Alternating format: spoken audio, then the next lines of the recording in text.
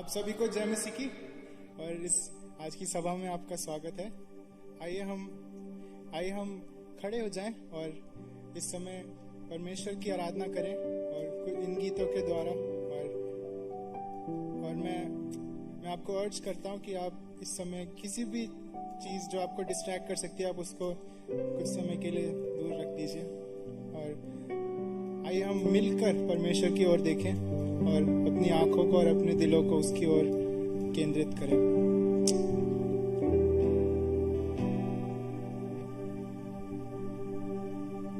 मैं दुआ करके आज की सभा का आरंभ करता हूं। परमेश्वर, हम आपका धन्यवाद देते हैं आज के दिन के लिए और इस समय के लिए, और धन्यवाद देते हैं कि आपने ये पॉसिबल किया कि हम एकजुट होकर, इवन दो ऑनलाइन है, हम लोग एकजुट होकर आपकी आराधना कर सकते हैं एक कलीसिया के रूप में।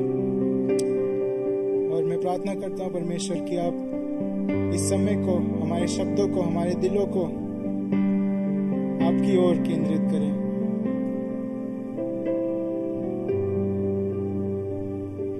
आप जानते हैं हमारा पिछला हफ्ता कैसा गया है और आप हमारे संग रहे हैं उस समय, हर एक ऊंचे समय में और हर एक नीचे समय में आप हमारे संग रहे हैं। हम आपका धन्यवाद देते हैं इसके लिए।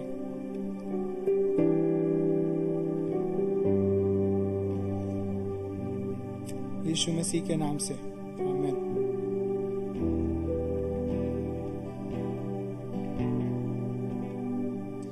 जब मैं आज के लिए इन गानों को प्रिपेयर कर रहा था तो ये चीज मेरे दिल में कई बार आ रही थी कि यीशु मसीह का नाम जो है वो कितना महत्वपूर्ण है हमारे जीवन के लिए और हमारी आशा के लिए। और हम उसके नाम के बारे में आज कई गीत गाने वाले हैं, तो आप इस बात को अपने ध्यान में रख सकते हैं as we sing।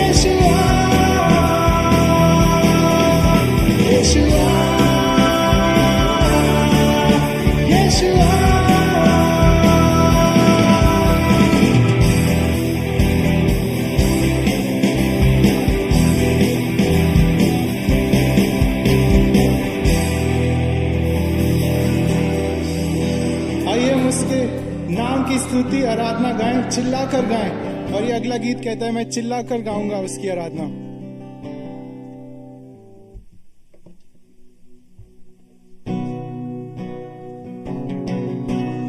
वो ओ ओ वो ओ वो ओ ओ वो ओ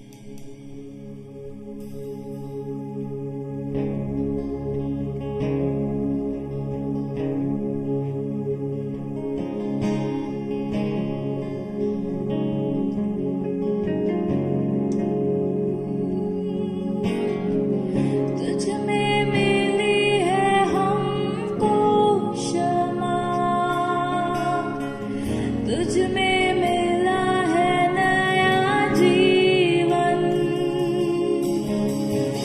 तुझ में मिली है हमको क्षमा, तुझ में मिला है नया जीवन। यीशु तेरा नाम है कितना सुंदर, यीशु तेरा नाम है कितना पावन। यीशु तेरा नाम है कितना सुंदर, यीशु तेरा नाम है कितना पावन। तुझ में मिली है हमको कृपा, तुझ में हुए हैं हम पावन,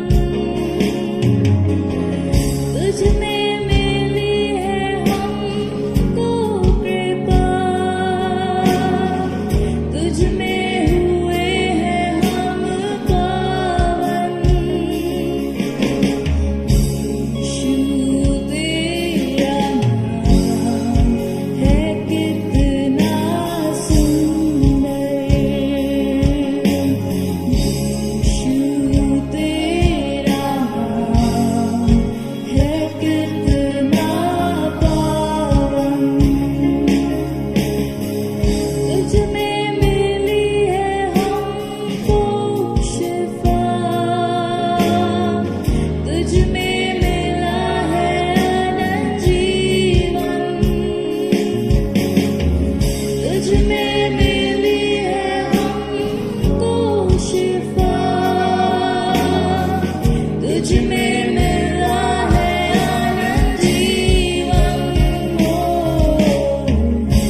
यीशु तेरा नाम है कितना सुंदर, यीशु तेरा नाम है कितना पावन। यीशु तेरा नाम है कितना सुंदर, मिलकर गाएं। तेरा नाम है कितना पावन। एक बार फिर से गाएं। यीशु तेरा नाम है कितना सुंदर, यीशु तेरा नाम है कितना पावन। हाँ यीशु मसीह, आपका नाम है सुंदर। आपके नाम में हमें मिलती है क्षमा, हमें मिलती है कृपा, हमें मिलती है शिफा और हमें मिलता है अनंत जीवन। और आपके नाम के ही द्वारा हम होते हैं पावन। यीशु मसीह, हम सारी आदर और सारी महिमा सिर्फ आपके नाम को देना चाहते हैं। आज सुबह, आज के दिन हमने जो भी किसी चीज को हमने आपके नाम की जगह दे रखी है अपने जीवन में, हम उसके लिए माफी चाहते हैं, हम उसके लिए माफी मांगते हैं। और हम प्रार्थना करते हैं कि यीशु मसीह, आपका नाम हमारे जीवन में सबसे ऊंचा हो। कि जब हम ये गीत गाते हैं कि यीशु तेरा नाम सबसे सुंदर है, सबसे पावन है, कि ये हमारे जीवन में सच हो कि आपका नाम सबसे सुंदर और सबसे पावन हो हमारे लिए।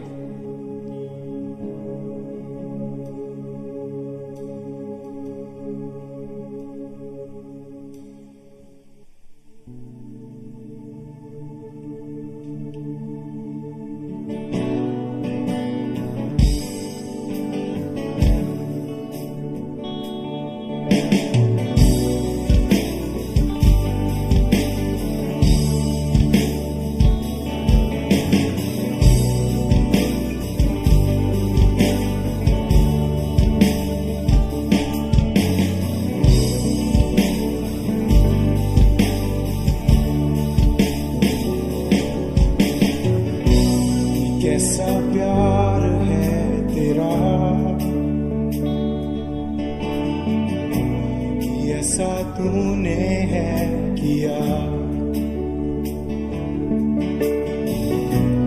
तेरा प्राण दे दिया ताकि जीऊं मैं सदा। आइए फिर से गाएं। ये कैसा प्यार है तेरा कि ऐसा तूने है किया, तेरा प्राण दे दिया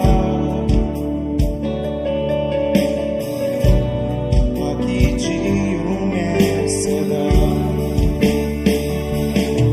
शैतान को हरा दिया, पापों को जड़ से उखाड़ दिया, मुझे घेर लिया नए गीत से। अब मैं जी उठा नई शक्ति से, पीछे नहीं मुड़ूंगा, हार नहीं मानूंगा, बढ़ता रहूंगा संग तेरे।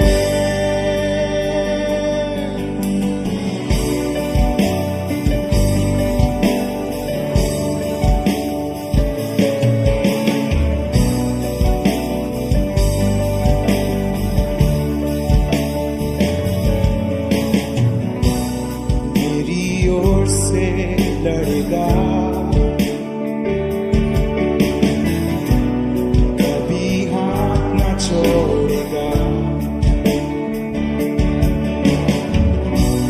डर हटाकर बल दिया, जीत तूने मुझे दिया। शैतान को हरा दिया, पापों को जड़ से उखाड़ दिया, मुझे घेर लिया नए गीत से। अब मैं जीऊंगा नई शक्ति से, पीछे नहीं मुड़ूंगा, हार नहीं मानूंगा, बढ़ता रहूंगा संग तेरे। पीछे नहीं मुड़ूंगा, हार नहीं मानूंगा, बढ़ता रहूंगा संग तेरे। कहना क्या है खुदा मेरे पक्ष में, तो कौन अब मेरा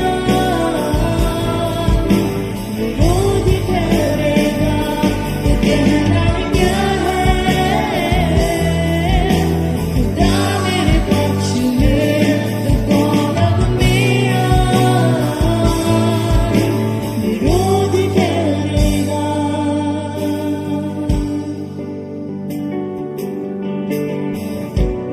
मेरी ओर से लड़ेगा। आइए मिलकर गाएं। कभी हाथ ना छोड़ेगा, डर हटाकर बल दिया,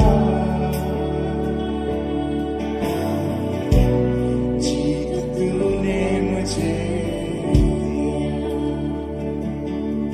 शैतान को हरा दिया,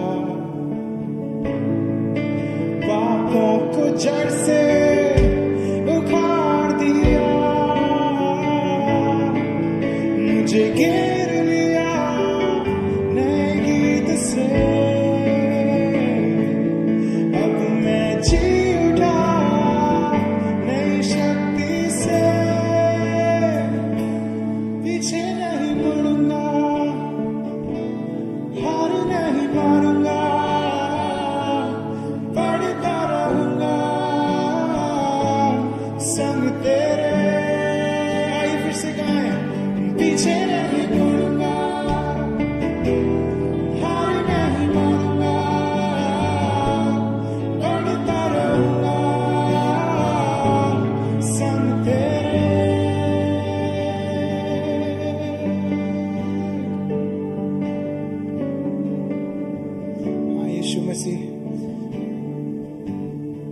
हमारी प्रार्थना हो आज की सुबह कि हम पीछे ना मुड़े, हम हार ना माने, हम आपके संग बढ़ते रहें आगे, क्योंकि आपने शैतान को हरा दिया है, आपने हमारे पापों को जड़ से उखाड़ दिया है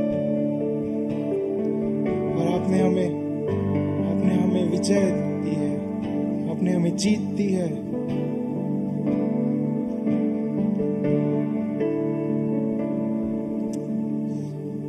आइए हम जब अगला गीत गाते हैं तो हम परमेश्वर को अपनी दान और अपना दशवांश दें, और आपकी स्क्रीन पे QR कोड होगा तो आप उसको यूज कर सकते हो।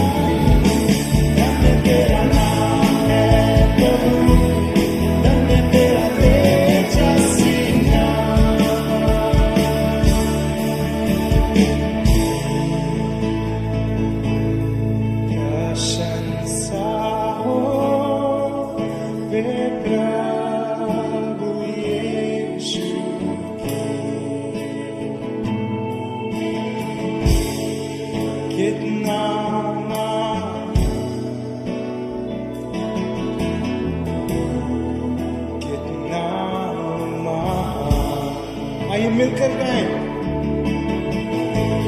प्रशंसा हो मेरे प्रभु यीशु की,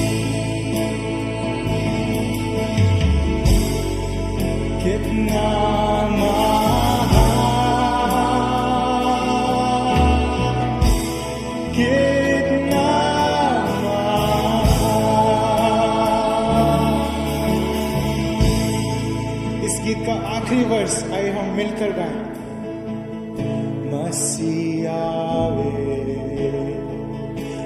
शब्द का होगा, मुझे लेगा जहां आनंद महान। मैं झुकूंगा सातागर भक्ति दीनता और गाऊंगा प्रभु कितना महान। मैं झुकूंगा, मैं झुकूंगा सातागर भक्ति दीनता और गाऊंगा प्रभु कितना महान। प्रशंसा हो मेरे प्रभु यीशु की, कितना महान, कितना महान। प्रशंसा हो मेरे प्रभु यीशु की, कितना महान, कितना महान, कितना महान, कितना महान, कितना महान। आइए मिलकर गाएं। कितना महान, कितना महान।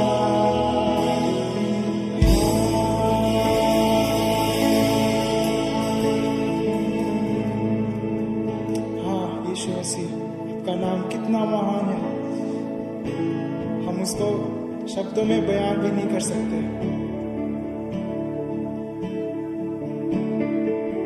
और यीशु मसीह, हम आपका धन्यवाद देते हैं इस आशा के लिए कि जब उस दिन आप आएंगे कि मैं झुकूं और मैं गाऊं प्रभु कितना महान है।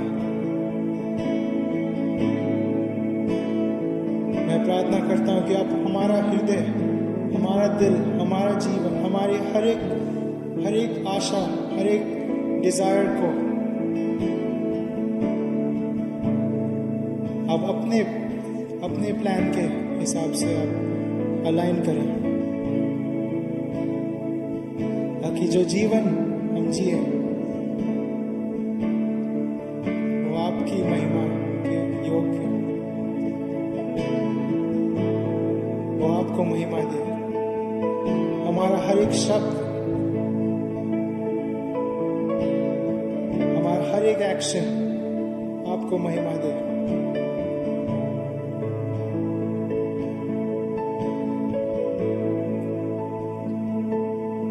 यीशु मसीह, हम आपसे प्रार्थना करते हैं कि जब अभी हम आपके वर्ड में से सुनते हैं तो आप हम सबसे बात कीजिए। और जहां पर भी हम लोग हैं, हम चाहे जिस भी परिस्थिति से गुजर रहे हों, आप हमसे बात कीजिए। हमें सामर्थ्य दीजिए, हमें बुद्धि दीजिए और हमें एक ओबीडिएंट हार्ट दीजिए, एक बात मानने वाला दिल दीजिए। यीशु मसीह, आपके नाम में हम ये प्रार्थना मांगते हैं।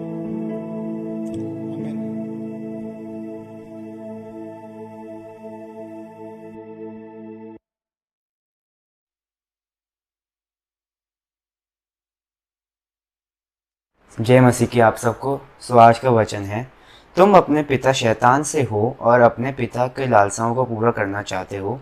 वह तो आरंभ से ही हत्यारा है और सत्य पर स्थिर नहीं रहता, क्योंकि उसमें सत्य है ही नहीं। जब भी वह झूठ बोलता तो अपने स्वभाव से झूठ बोलता है, क्योंकि वह झूठा और झूठ का पिता है। यूहन्ना 8:44। धन्यवाद। यूहन्ना 8:44। तुम अपने पिता शैतान से हो और अपने पिता की लालसाओं को पूरा करना चाहते हो। वह तो आरंभ ही से हत्यारा है और सत्य पर स्थिर नहीं रहा, क्योंकि सत्य उसमें है ही नहीं। जब भी वह झूठ बोलता तो अपने स्वभाव से ही बोलता है, क्योंकि वह झूठा है और झूठ का पिता है। मेरी आशा ये है कि जो गीत गाने का समय था आपके लिए आशीषमय रहा होगा। आइए हम अपने मनों को तैयार करें जब हम वचन में जाते हैं, और हम प्रभु को धन्यवाद देना चाहते हैं कि प्रभु जो है हमारे बीच अपने दास को लेके आए, पास्टर राजेश, जो आशा शहर सत्संग DBF साउथ का एक कांग्रेगेशन है, उसके पासबान हैं, पास्टर हैं। सो पास्टर जी, आपका धन्यवाद देते हैं कि आप समय दे सके। एंड आइए हम एक साथ मिलके अपने मनों को तैयार करेंगे जब हम वचन में जाते हैं, और आइए हम पास्टर जी के लिए भी दुआ करेंगे कि प्रभु अपने वचन के द्वारा उनसे बात करे और उनके द्वारा हमसे बात करे। आइए दुआ करें।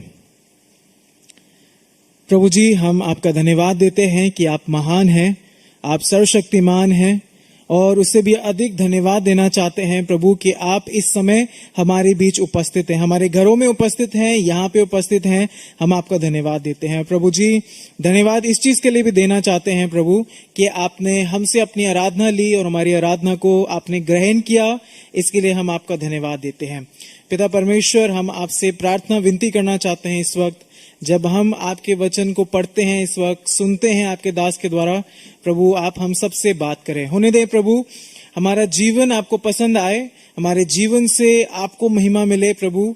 और आज जो वचन से हम सुनते हैं प्रभु, वो हम सब के दिलों को कायल करे और हमारे दिलों पे कार्य करे, ये विनती करते हैं। पास्टर राजेश को भी हम आपके हाथ में सौंपते हैं प्रभु कि आप उनके द्वारा हमसे बात करें प्रभु जी। और जो साधन वो इस्तेमाल करते हैं, कोई भी टेक्निकल ग्लिच ना हो प्रभु। और यदि हम लोग भी, हमारे दिमाग में यदि कुछ सोच विचार ऐसे हैं जो भटकाने वाले हैं प्रभु, आपसे विनती करते हैं कि आप मदद करें कि हम सिर्फ आप पे और आपके वचन पे कंसंट्रेट कर सकें। प्रभु, हमारे कान खुले हैं, हमारा दिल खुला है, इस घड़ी हमसे बात करें यीशु मसीह के नाम से, आमीन। आइए पास्टर जी।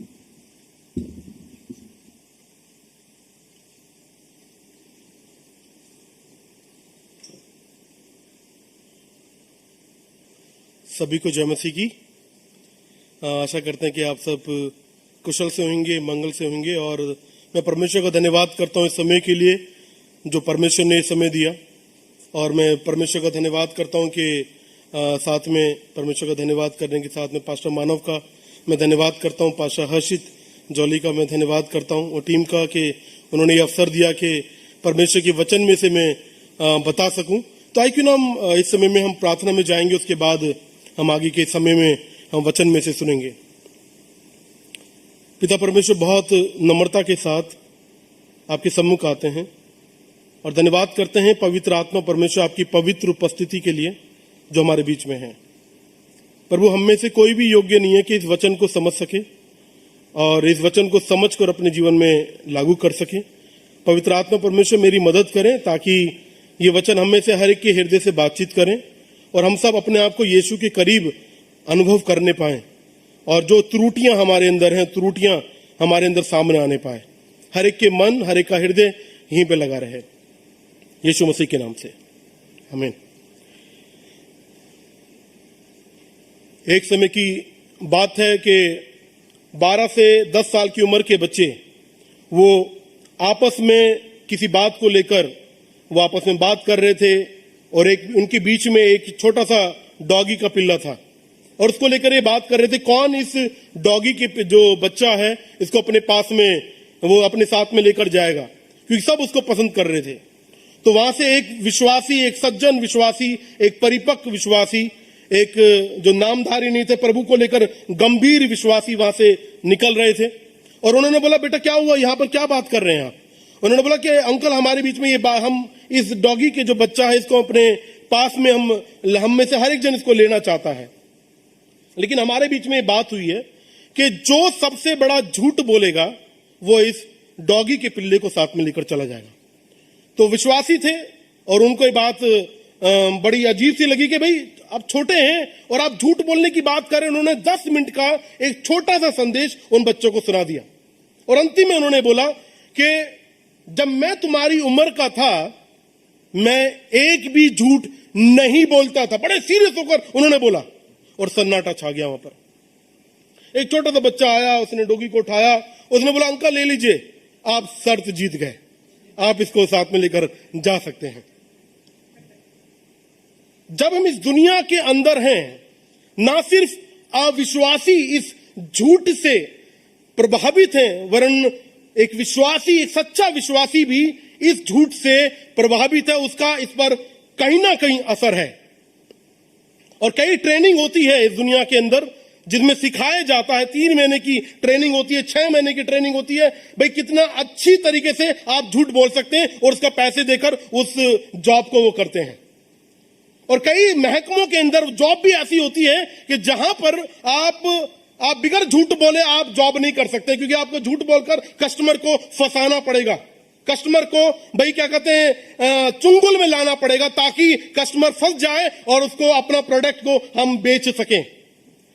अभी मैं एक आर्टिकल पढ़ रहा था, उसमें लिखा था कि भाई एक सर्वेक्षण किया गया और सर्वेक्षण के अनुसार पूरी दुनिया के अंदर कुछ कंट्रीज को उसके अंदर लिया गया और उसमें बताया गया कि कौन सी कंट्री सबसे बड़ी झूठ बोलने वाली कंट्री है।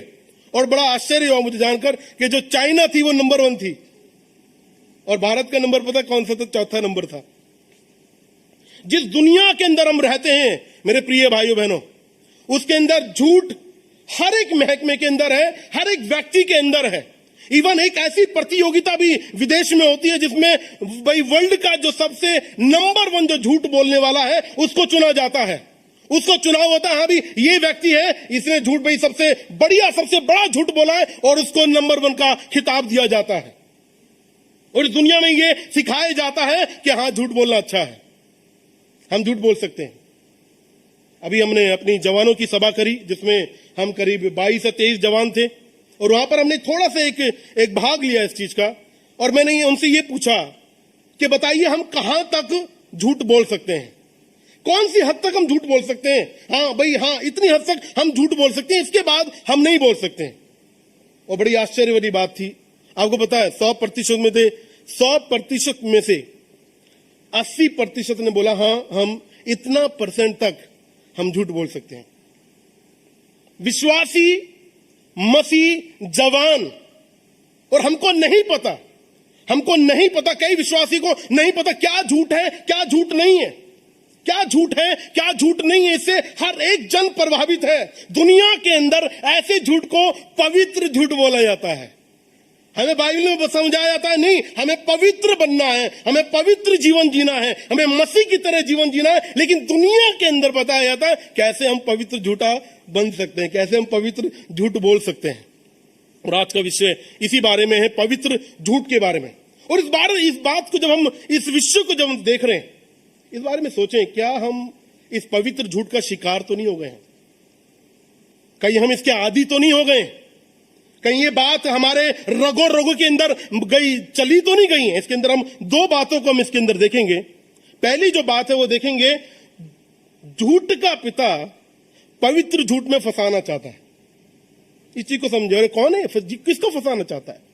क्या ये अविश्वासी है? नहीं, ये अविश्वासी नहीं है, ये विश्वासियों की बात हो रही है।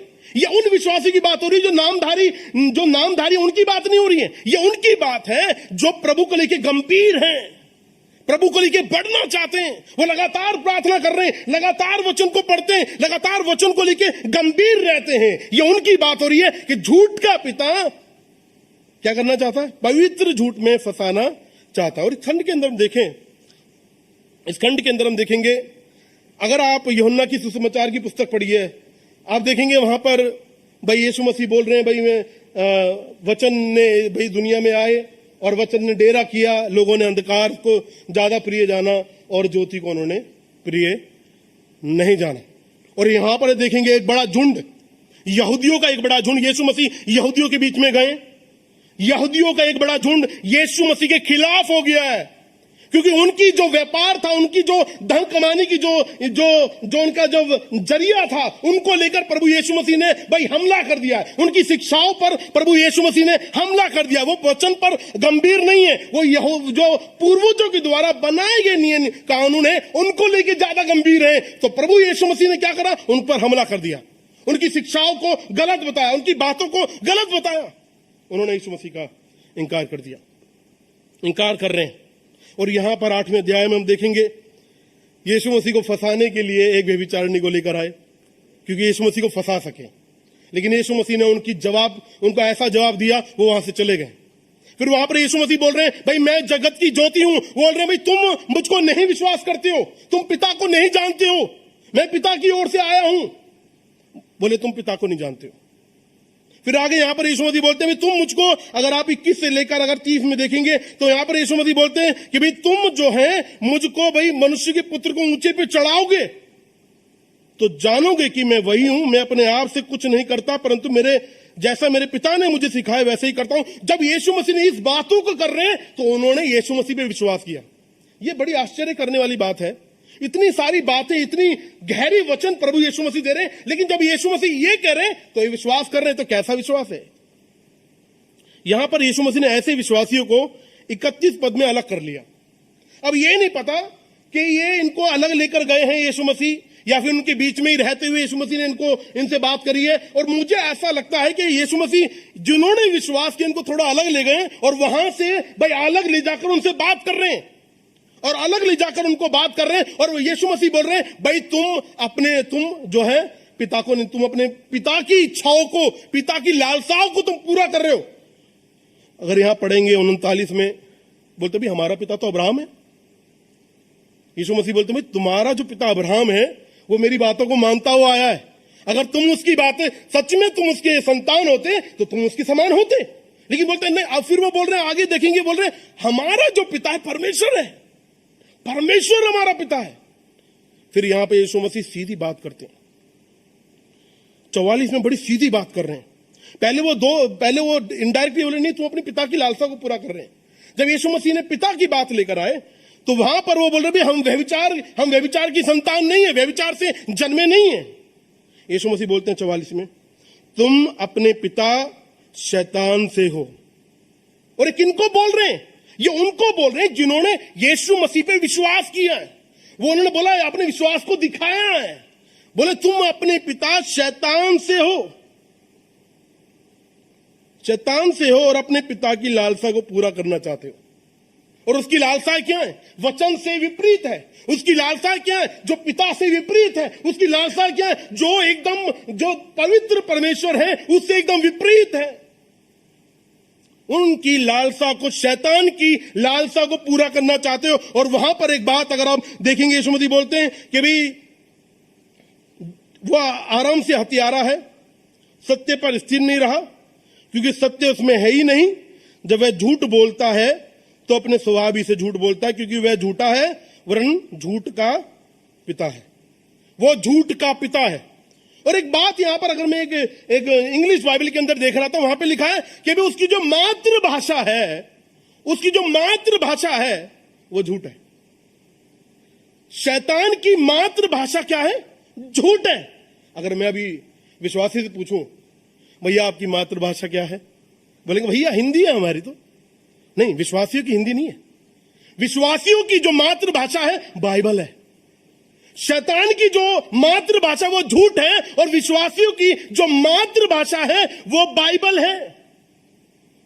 उनको जो सोचना है, उनको जो बोलना है, उनके अंदर जो भी बातें आनी चाहिए बाइबल के अनुसार आनी चाहिए। लेकिन यहां बोल रहा है यीशु मसीह, उनको बोल रहे हैं तुम जो हो, तुम्हारा जो पिता है वो शैतान है, तो उसकी लालसाओं को पूरी करते हो। आगे देखेंगे चिढ़ गए, वो चिढ़कर वो आगे अगर हम देखेंगे 48 से लेके वहां पर यीशु मसीह को बोले तू सामरी है, तेरे अंदर दुष्ट आत्मा है। चिढ़ गए। सोचने वाली बात है ये। प्रभु यीशु मसीह पहले यहूदियों के पास ही गए, इजरायली के पास गए, उन्होंने विश्वास नहीं किया। अगर पीछे देखें सामरी स्त्री के पास गए, गांव में गए, पूरे उसने विश्वास कर लिया और ये वहां पर जब इस शब्द का इस्तेमाल कर रहे हैं, ये यहूदी लोग यीशु मसीह की अपमान करना चाह रहे हैं। क्यों अपमान करना चाह रहे हैं? वो सामरियों को इसी चीज से मानते थे। सामरियों के अंदर दुष्ट आत्माएं होती हैं, दुष्ट आत्माओं को लेकर वो उसी में फंसे रहते हैं। और यहां पर यीशु मसीह को बोल रहे हैं, तू सामरी है, तू, तेरे अंदर दुष्ट आत्मा है। मैं जब इसको बार बार पढ़ा था, मेरे अंदर दुख सा आ रहा था। क्या यीशु मसीह, वो कर्ता, वो राजा, दुनिया बनाने वाला है, दुनिया में आ गया है और उसको कैसे उसका अपमान किया जा रहा है बोलकर, तू, तेरे अंदर दुष्ट आत्मा है। और आगे देखेंगे, आगे जो बोलता है पवित्र अनंत जीवन की बात करता है, वो बोलते हैं हम समझ गए तेरे अंदर दुष्ट आत्मा। दोबारा बोल रहे। और नीचे अगर हम देखेंगे 59 में, जब यीशु मसीह वहां बात कर रहे हैं, यीशु मसीह वहां पर अब्राहम की बात कर रहे हैं, चिढ़ गए। जब यीशु मसीह ने बोला मैं हूं को वो क्या कहते हैं, पुराने नियम के अंदर सुनते थे, वो जब बोलते वो मैं ही हूं। 59 में इतने चिढ़ गए हैं, पत्थर उठाकर यीशु मसीह को मारने लगे। ये पूरी कौम के अंदर ज्यादातर लोग शैतान के कब्जे में आ गए हैं। शैतान ने इनको फंसा लिया है। ये सोच रहे हैं ये परमेश्वर के हैं, लेकिन परमेश्वर के नहीं है। ये सोच रहे हैं इनका पिता परमेश्वर है, लेकिन परमेश्वर उनका पिता नहीं है। ये बोल रहे हैं अब्राहम मेरा पिता है, लेकिन अब्राहम उनका पिता नहीं है। यीशु मसीह बोले तुम्हारा पिता शैतान है, तुम्हारा पिता शैतान है। जब मैं गुड़गांव चर्च में 2 साल की इंटर्नशिप में था, तो उस दौरान में एक छोटे से घर में रहता था और मैं अकेला था, शादी नहीं हुई थी, 2011 की बात है, 11 से 12 के बीच में छोटे से घर में था। और जब मैं रहने लगा तो मुझे पता चला वहां चूहे के बच्चे, छोटे छोटे चूहे के बच्चे थे। मैंने सोचा एक होगा, कोई बात नहीं। छोटे छोटे बच्चों के, चूहों के बच्चों को अगर देखा बड़ी दया सी आती है ना। लेकिन मैंने देखा अरे ये तो फैमिली है यहां पर, और फैमिली कितनी 10-12 चूहे, कभी एक निकल रहा, कभी 2 निकल रहा। इतना परेशान, खाना बना के जा रहा हूं भाई, मीटिंग लेकर वापस आ रहा हूं, देखा तो उसने कुतर दिया। इतना परेशान, कपड़े कुतर दिए, नए कपड़े कुतर दिए। अब मैं इतना परेशान हो गया, मैंने कहा भाई इनको पकड़ के मारना है कैसे करके। मैं बाहर गया, बाहर जाकर मैंने एक चूहे की दानी खरीदी। चूहे दानी खरीद कर पहले मैंने उसके अंदर रोटी लगाई। कुछ चूहे ऐसे थे, उस रोटी को खुशबू लेकर उसके अंदर आए और पकड़ लिया, और उनको जो मारा मैंने। लेकिन कुछ चूहे इतने समझदार थे, इतने स्मार्ट थे, वो उसके अंदर फंसे नहीं। मैंने कहा अब क्या करूं, ये परेशान कर रहे हैं। मैंने उस रोटी के अंदर थोड़ा घी लगा दिया, देसी घी लगा दिया, और देसी घी को सुनकर वो उसके अंदर आ गए और पकड़े गए। और कुछ देसी घी के उसमें भी नहीं आए, उनके लिए चीनी लगानी पड़ी, देसी घी के साथ में मक्खन लगाना पड़ा। और तब जाकर एक समय ऐसा आया कि मैंने सारे चूहों का खात्मा कर दिया, सारे चूहे खत्म और मैं खुश।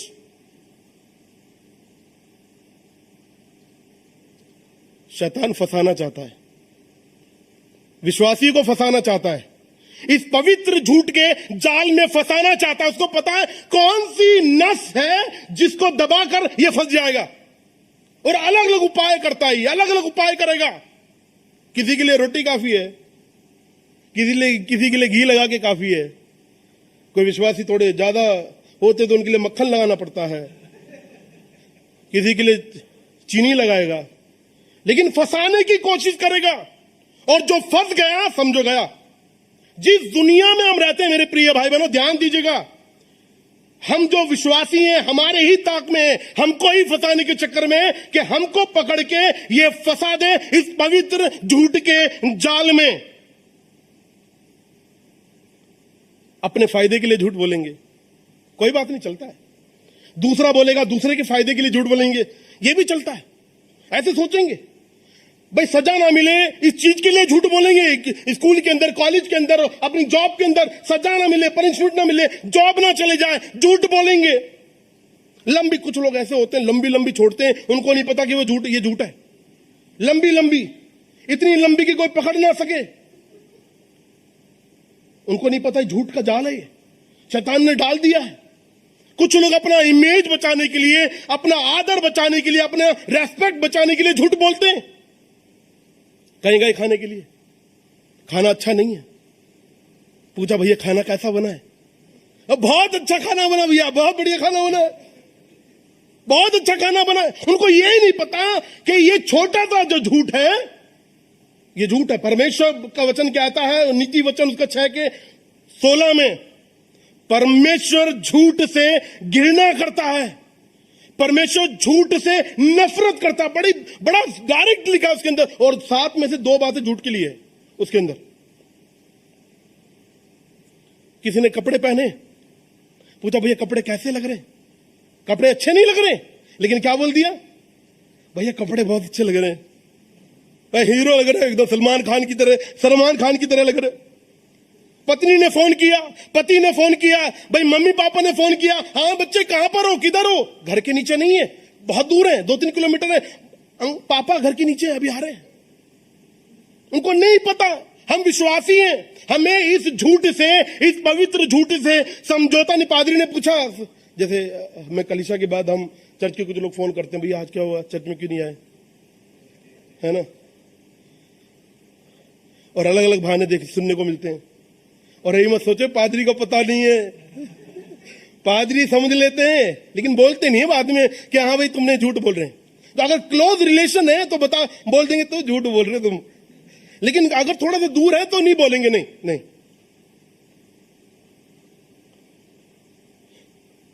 अगर खुद का फायदा है तो बहुत झूठ बोलेंगे, लेकिन अगर कोई तुम्हारे सामने आ गया, तुम्हारे पास आगे सलाह लेने के लिए, भैया ये सिचुएशन बनी पड़ी है मैं क्या करूं, भैया झूठ नहीं बोलना है। लेकिन खुद फंस जाए तो क्या करना है, भैया झूठ बोलना है। हम जो दिल्ली में रहते हैं, यूपी में रहते हैं, एक बीपीएल कार्ड है, अंडर प्रिविलेज जो होते हैं, जो गरीबी रेखा से नीचे होते हैं, ये उनके लिए होता है। लेकिन कुछ विश्वासी लोग उस रेखा के नीचे नहीं है, लेकिन उन्होंने क्या कर रखा है, बीपीएल कार्ड बना रखा है। क्यों बना रखा है, क्योंकि उस बीपीएल कार्ड का वो फायदा उठा सके। हम विश्वासी हैं भैया, हमें चक्कर में लगे पड़ा है शैतान के, हमें झूठ के जाल में फंसा दे। किसी ने बोला भैया प्रार्थना, ये प्रार्थना के निवेदन, हाँ भैया जरूर प्रार्थना करेंगे, लेकिन प्रार्थना नहीं करी। कई जो जवान लोग हैं उनको अविश्वासी लड़की या लड़के से प्यार हो जाता है, बोलते हैं भैया विश्वास के बाद, शादी के बाद विश्वास में आ जाएगी, वे शादी के विश्वास में आ जाएगा। ये झूठ है, ये समझे इस चीज को, क्योंकि 1 महीने तक सूरजमुखी रहेगा भैया, और उसके बाद जो ज्वाला फूटेंगे, पादरियों को पता है, पादरी के पास ऐसे जब ऐसे होते हैं, आते हैं और पादरी के सामने खून के आंसू रोते हैं। मेरे को तो ऐसे ही बोलते हैं भैया मैं घर में जाना नहीं चाहती, मैं घर में जाना नहीं चाहता। और ये इस चीज को समझे जवानों, इस चीज को समझे, ये झूठ है कि अविश्वासी लड़की एक आत्मा बचा रहे, एक आत्मा बच रही है, नहीं, ये झूठ है, ये फंदा है जो शैतान ने डाला है फंसाने के लिए। कलीसिया के अंदर बिगड़ संगति के रह सकते हैं भैया, पैंडेमिक टाइम चल रहा है, पैंडेमिक टाइम चल रहा है, यूट्यूब पर देखकर भी संगति कर सकते हैं, यूट्यूब पर देखकर भी संगति कर सकते हैं। कलीसिया में जाने की जरूरत नहीं है। बाइबल जो है, प्रार्थना जो है, बिगर बाइबल के पढ़ सकते हैं। कई लोगों से पूछो, मैं पूछता हूं भैया आज प्रार्थना करी, हाँ करी, बाइबल पढ़ी, क्या पढ़ा, भैया बाइबल नहीं पढ़ी। ये एक झूठ है, ये वो झूठ है जिसके अंदर शैतान फंसाना चाहता है कि हाँ हम प्रार्थना कर सकते हैं बिगर बाइबल पढ़े। कुछ लोग बोलेंगे भैया हमें तो बाइबल पढ़नी नहीं आती, हम तो बचे हुए से। नहीं भैया, स्मार्टफोन है, उसके अंदर सुने, उसके अंदर पूरी बाइबल है। मती सुनना चाहते हैं हिंदी के अंदर, भाई लूका सुनना चाहते हैं, कोई से भी बाइबल सुनना चाहते हैं, उसके अंदर सब कुछ है। बाइबल भाई मोबाइल के अंदर असीमित समय हम बिता सकते हैं, कुछ भी चीज हम देख सकते हैं। ये एक झूठ है, एक झूठ है। कई लोगों के अंदर डर होता है, विश्वासियों के अंदर, मुझसे पढ़ाई नहीं होगी, मैं पढ़ नहीं सकता हूं, मुझसे पढ़ाई नहीं होगी। इतना याद रखें, एक मसीह व्यक्ति अपने आप को मसीह में समझ ले, पहचान ले, तो कुछ भी कर सकता है, वो कोई सी भी पढ़ाई कर सकता है वो। और नाना प्रकार के डर से शैतान ने फंसा रखा है, किसको, विश्वासी को फंसा रखा है। मेरे अंदर एक डर है, मेरे अंदर एक चीज है जिसको लेकर मैं काम कर रहा हूं। शादी के बाद वेट कम नहीं हो सकता, यह चीज मेरे अंदर आ गई है। शादी के बाद वेट कम नहीं हो सकता। मैं पूरी कोशिश में लग रहा हूं, अपने आप को तैयार कर रहा हूं, नहीं हो सकता है। लेकिन एक बात मेरे अंदर आ गई, नहीं हो सकता, और ऐसे मेरे जैसे पता नहीं कितने लोग हैं इस प्रकार के फुस के अंदर फंसे हुए हैं। साप्ताहिक और रविवार की जो प्रार्थना है उसको हम रेगुलर नहीं अटेंड कर सकते, बिगर उसके रह सकते हैं। परमेश्वर हर किसी को नहीं परमेश्वर ने चुना नहीं है, परमेश्वर के चुने हुए जन नहीं है। इस प्रकार से बहुत सारे झूठ हैं जिसको मैं शैतान मसीह लोगों को फंसाने के चक्कर में है। क्या हम तो उस लिस्ट में नहीं है? क्या हम तो नहीं है? पवित्र झूठ हो जिसके अंदर शैतान फंसाना चाहता है, लेकिन परमेश्वर बचाना चाहता है। परमेश्वर क्या चाहता है? परमेश्वर बचाना चाहता है। प्रभु ने बोला है कि जब तुम सत्य को जानोगे तो सत्य तुम्हें स्वतंत्र करेगा, और वो स्वतंत्र होना नहीं चाहते, वो उसी के अंदर है। बोले तुम मुझ पर विश्वास करो, तुम मुझ पर विश्वास करो। उसको पहचाने मेरे प्रिय भाई बहनों कि कौन से ऐसे झूठे पवित्र झूठ हमारे अंदर है, उनको पहचाने, उनकी लिस्ट बनाएं, उनके लिए प्रार्थना करें, अनुशासित करें, पवित्र आत्मा की मदद से अनुशासित करें अपने आप को। ऐसे पवित्र झूठों से इस प्रकार से एक बुक लिखी गई है, रेस्पेक्टेड सिंस।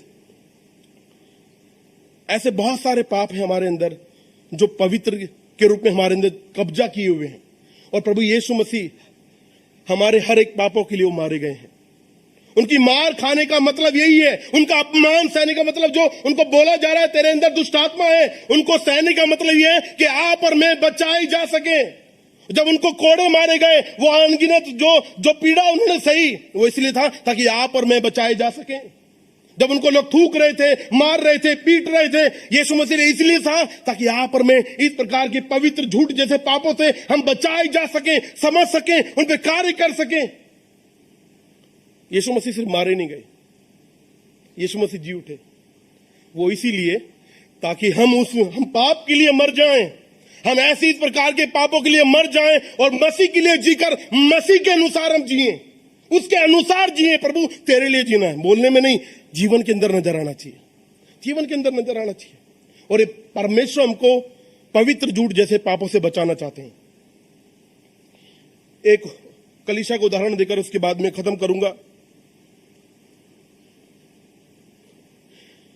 एक परमेश्वर का स्वर्गदूत उड़ता हुआ जा रहा था और उसने देखा एक बहुत बड़ी कलीसिया थी, एक बहुत बड़ी कलीसिया थी, और बड़ी कलीसिया में शैतान का एक ही दूत था।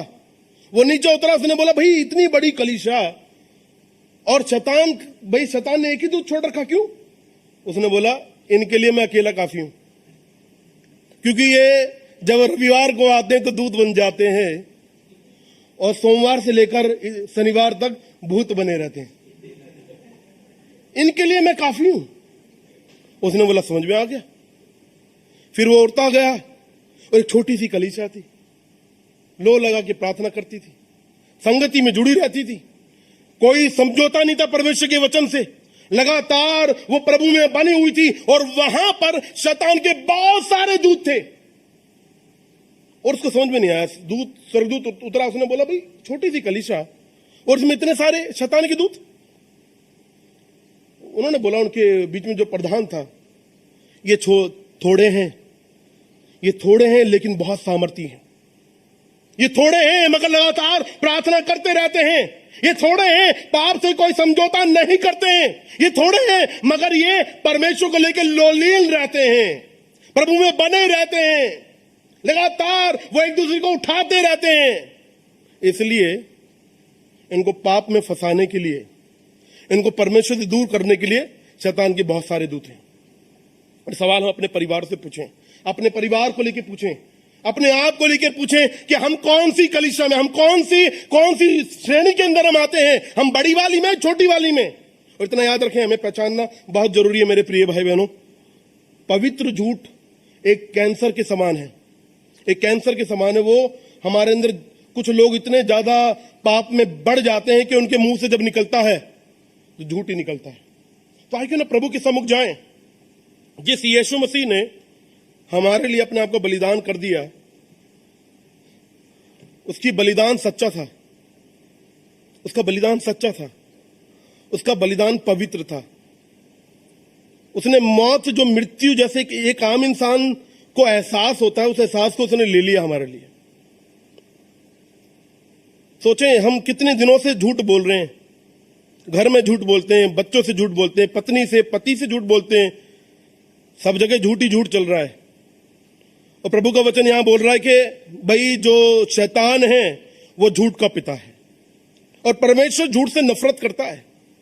और अगर हम परमेश्वर के हैं तो भैया हम चित्त में आ जाएं प्रभु, पवित्र आत्मा के द्वारा जो झूठ के जाल में हम जो फंसे हैं प्रभु, इसमें कार्य आप पवित्र आत्मा के द्वारा करें ताकि इसमें से बाहर निकल जाएं, इसमें परिपक्व होने पाए, ताकि उनको पहचान कर उनको पवित्र आत्मा की अगुवाई में उन पर कार्य करने पाए। प्रभु धन्यवाद करते हैं इस वचन के लिए, धन्यवाद इस समय के लिए।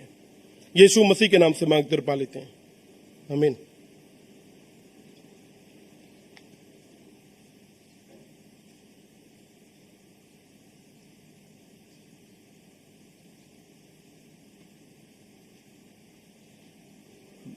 धन्यवाद देना चाहते हैं पास्टर राजेश के लिए और इनके परिवार के लिए, साथ में आए भाइयों के लिए और इनकी कलीसिया के लिए। हमारी तरफ से आप सभी को जय मसीह की, पूरे कलीसिया के लिए भी।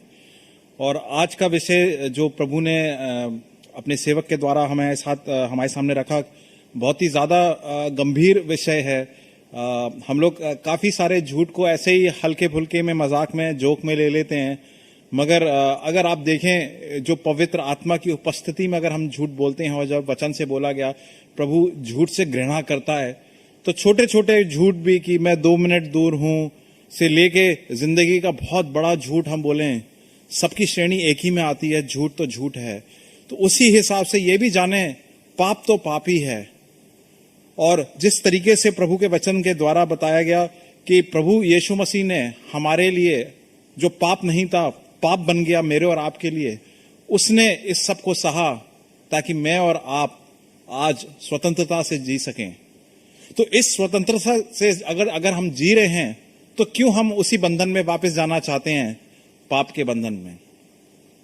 आइए आज का समय, जैसे दास ने हमें प्रार्थनाओं में लेके गए कि प्रभु हमें ये एहसास दिलाएं कि हम इससे आज इस ऋण से, इस बोझ से खुले हैं, फ्री हैं, तो उस बोझ को दोबारा ना लगाएं।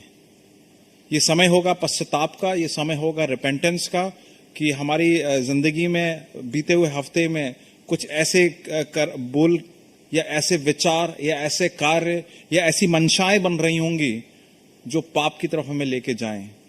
तो हम प्रार्थना करते हैं कि पवित्र आत्मा हमें याद दिलाएं जो हमें मालूम है या नहीं मालूम है, और आज इसी वक्त हम उसका पश्चाताप करें।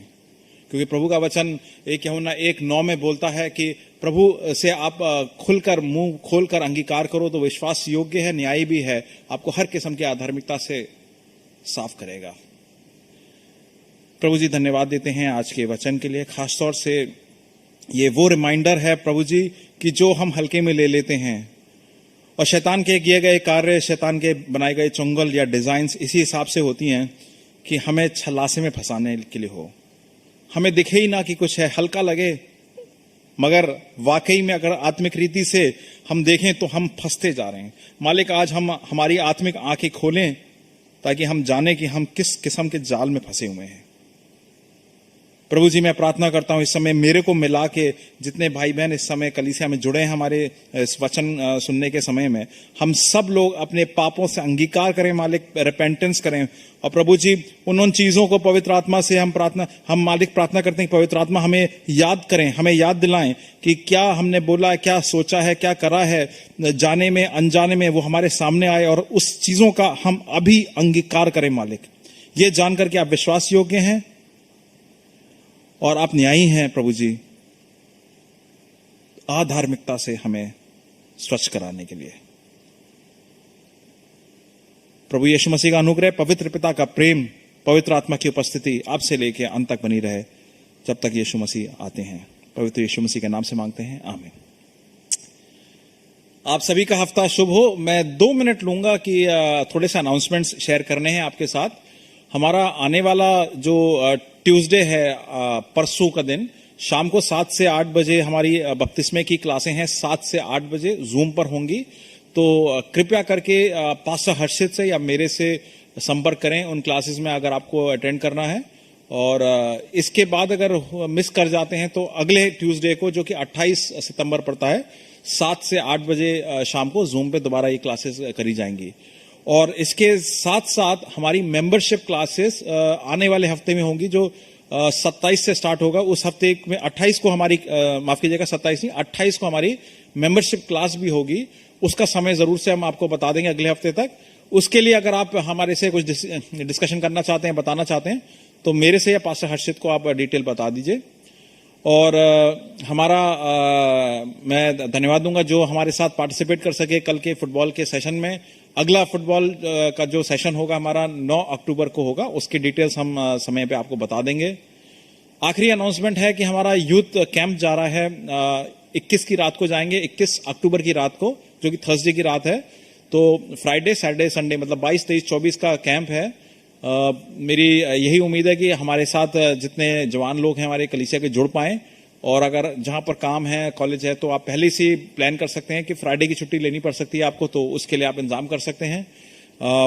पास्टर हर्षित और पास्टर नोएल दोनों हमारे पास्टर्स हैं, वो इसका आयोजन कर रहे हैं। आप कृपया करके उनसे संपर्क करें। और जो इसकी फीस है वो एक अमाउंट रखा गया है, उसके लिए डिटेल्स में बात कर सकते हैं। मगर मेरा अनुग्रह यही है, मेरी प्रार्थना यही है आप सबसे कि फीस को ना देखें, आप ये देखें कि वो समय होगा कि आप प्रभु से मिल सकेंगे, बात कर सकेंगे। तो मेरी प्रार्थना यही है कि आप वो चीजों का सबका इंतजाम हो जाएगा। सो धन्यवाद देते हैं इस समय का। आप सभी को जय मसीह की।